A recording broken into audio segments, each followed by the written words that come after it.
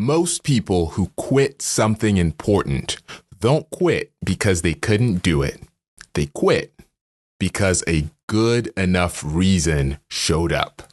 A reason that made sense, a reason that was honest, a reason that no one would argue with. Something that we don't often think about is that the most legitimate reasons to quit are the most dangerous ones. It's pretty easy to push past the weak excuses. The dangerous ones are the real ones, the justified ones. I've been sitting with a question for a long time now, and it is this. What is the thing that stands between a person and a perfectly reasonable exit? There's a word for it. It's Finnish, and it doesn't have a clean English translation. I've thought about why that is, and I think it's perhaps because it describes something that most people have felt, but have never really given language to or have had language for. Once you have the word, though, and this happened to me, you start seeing it everywhere. In the people you most respect, in the moments you're the most proud of, or even in the distance between who you are and who you're trying to become. And that word is Sisu. It's the reason I started this podcast. I'm Yvann. This is Sisu Lab, and I want to tell you about my friend Nate. My friend Nate trained to run the Chicago Marathon. He trained for months to run this iconic marathon. Early mornings, the long runs, the sacrifice. And by the time the race came around, he was prepared. He knew the pace he wanted to be at. He had a plan for how he was going to attack this race. He was familiar with the course and knew what he was going to do and when he was going to do it. But a few miles in, someone stepped on his ankle. They didn't just bump it. They actually stepped right on his ankle. And that was very early with 20-something miles to go. Every step after that moment required something that his training didn't really prepare him for, because his training had prepared him for a completely different race. The one where that doesn't happen. The one where the plan actually holds. When he finished, I texted him to congratulate him, and he told me what actually happened and what it was like out there. And I couldn't stop thinking about one thing. What kept Nate going? It wasn't that he's tougher than everyone else, although he is a pretty incredible and amazing human. It wasn't some superhuman pain tolerance that he has. I think it's actually simpler than that, and maybe even a little harder. He kept going because I think at some point on that course, he looked at both options. Finish on a bad ankle, or stop with a reason nobody would question. And he realized that quitting was going to cost him more than finishing, just differently.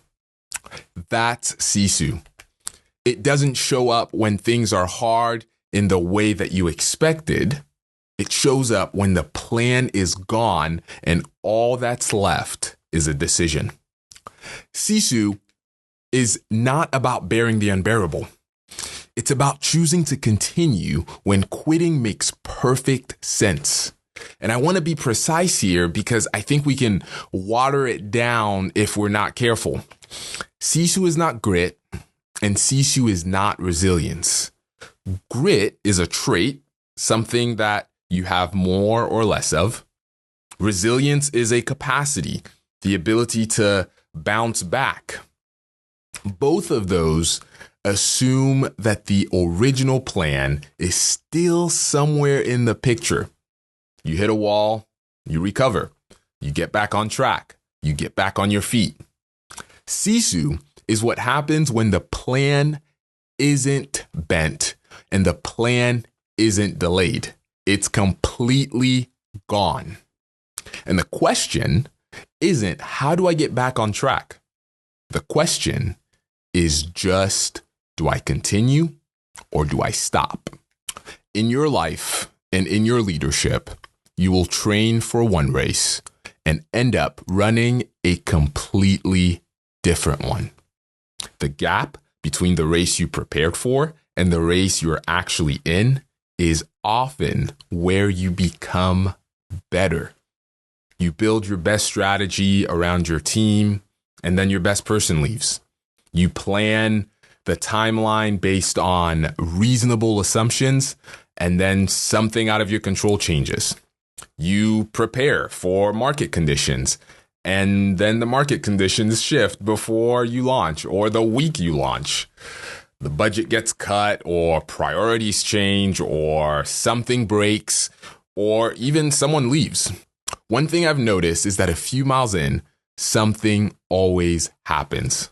Someone always steps on your ankle.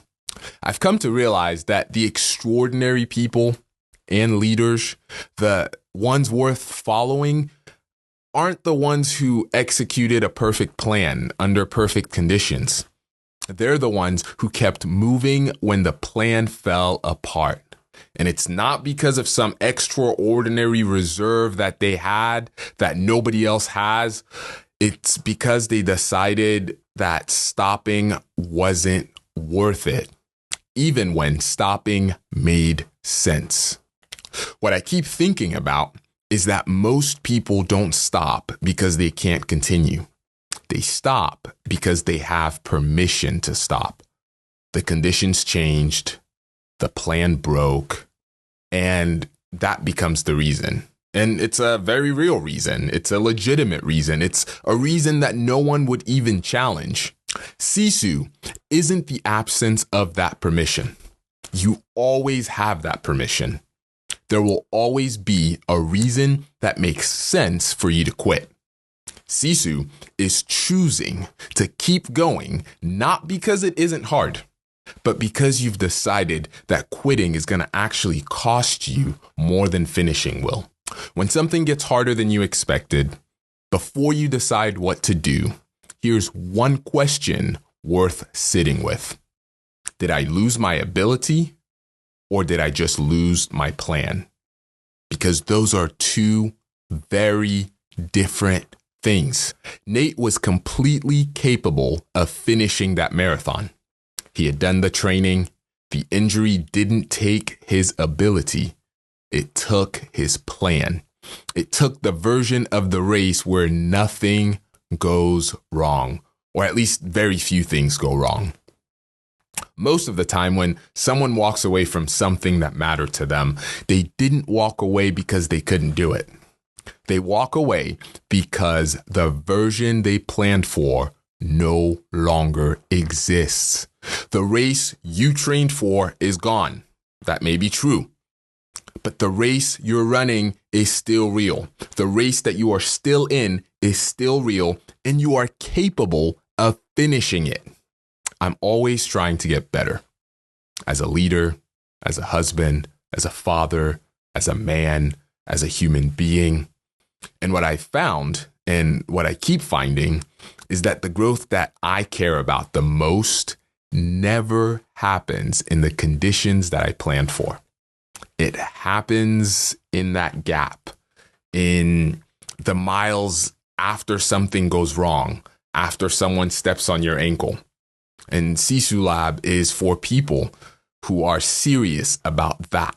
It's perhaps for you, the people who are actually in it, in the middle of it, building something, leading something, trying to become something, people who want honest ideas about what it actually takes to move it forward.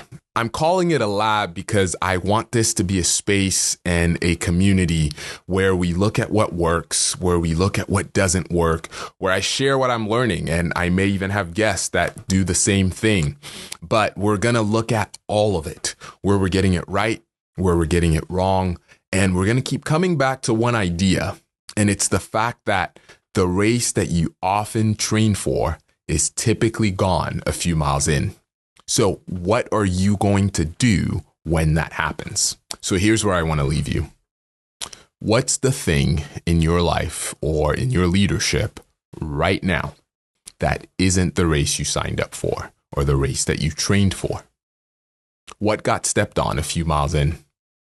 Are you still moving, or are you standing there? Have you stopped waiting and deciding whether or not you have the permission to stop or the permission to quit? You have it. You always have that permission, because there will always be a reason that makes sense. There will always be a justification that nobody can argue with.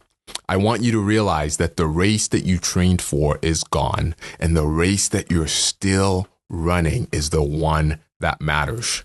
So keep moving. That's Sisu. Welcome to Sisu Lab, and I'll see you in the next one.